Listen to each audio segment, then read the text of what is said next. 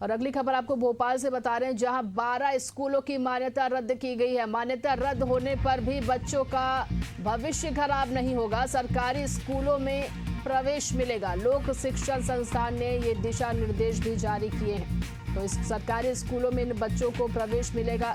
लोक शिक्षण संस्थान ने इसको लेकर दिशा निर्देश भी जारी किया है। हमारे सहयोगी बने हुए हमारे साथ प्रदीप, 12 स्कूलों की मान्यता रद्द की गई है, क्या कुछ कमियां पाई गई थी इन स्कूलों में रद्द करने को लेकर? देखिए, राजधानी भोपाल सहित मध्य प्रदेश के अलग अलग स्कूलों की अगर बात करें तो लगभग 250 ऐसे स्कूल थे जिनके जो मान्यता जो है वो रद्द कर दी गई थी। देखिए, कारण कई थे। देखिए, कई हमने देखे थे कि जो कमियां जो हुई थी, जो स्कूल संचालित होने चाहिए थे, उसको लेकर एक गाइडलाइंस तय की गई थी कि 4000 स्क्वायर फीट की हो, 5000 स्क्वायर फीट जमीन होना चाहिए, खेल का मैदान होना चाहिए। तो ऐसे तमाम कई चीजें थी जिसको लेकर देखिए जो मान्यताएं होती है उसके आधार पर दी जाती है, और उन्हीं चीजों को लेकर मान्यताएं देखिए रद्द की गई थी। और लेकिन अब इसमें जो छात्र हैं जो पढ़ रहे थे, ऐसे 250 स्कूल के छात्र हैं जिनका एडमिशन जो है अवैध हो गया। तब ऐसे छात्रों पर कहीं ना कहीं लोक शिक्षा संस्थान ने एक आदेश जारी किया तमाम जिला शिक्षा अधिकारियों को कि जहां पर भी ऐसे छात्र थे जो इन स्कूलों में रह के अध्ययन कर रहे थे, उन सभी छात्रों का एडमिशन जो है वो सरकारी स्कूल में कराया जाए, ताकि उनका साल जो है वो खराब ना हो, उनकी पढ़ाई पर किसी प्रकार का संकट ना हो।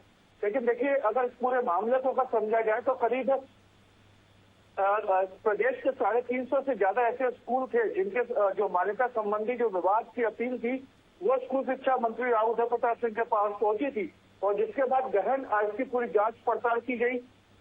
इसके बाद करीब 250 स्कूल उन्होंने ऐसे चिन्हित किए थे जिनकी अपील जो है वो खारिज कर दी गई थी। लेकिन तमाम ऐसे मापदंड थे, उन तमाम जो दस्तावेज प्रस्तुत करने थे उस अपील के दौरान में वो प्रस्तुत नहीं कर पाए, तो उसके दौरान ये तमाम चीजें की गई थी। अब ऐसे लोगों पर की अगर बात करें तो सिर्फ राजधानी भोपाल के 12 स्कूल जिनकी मान्यता समाप्त कर दी गई थी, इसमें कुछ छोटे स्कूल भी थे जिनके पास खुद की जमीन नहीं थी और वो लंबे समय से स्कूल को संचालित करते हैं। वैसे 2500 विद्यार्थी हैं जिनको कि अब दूसरे सरकारी स्कूलों में भर्ती कराया जाएगा। तो कहीं ना कहीं राहत भरी खबर उन छात्रों के लिए जरूर है जो राजधानी भोपाल सहित अलग अलग स्कूलों में पढ़ रहे थे, जिनकी मान्यताएं जो है वो समाप्त कर दी थी। जी बिल्कुल। अभी देखिए, इन सभी स्कूलों के प्रवेश को लेकर भी अब बच्चों के भविष्य को लेकर भी कोई दिक्कत नहीं होगी, ये भी कहा गया इस दिशा निर्देश में।